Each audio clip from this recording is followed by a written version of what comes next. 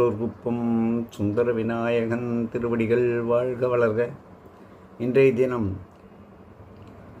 ஆண்டாள் நாச்சியார் அருளி செய்த திருப்பாவையிலிருந்து 22வது பாசுரம் காண்போம்.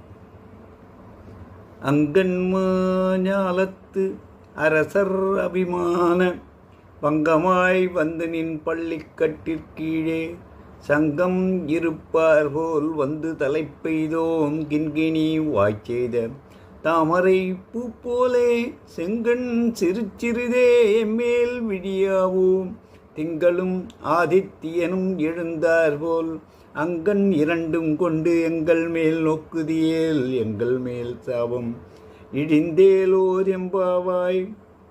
அடுத்தபடியாக மாணிக்க வாசகர் அருளி செய்த திருப்பள்ளி எழுச்சியிலிருந்து 2வது பாடல்.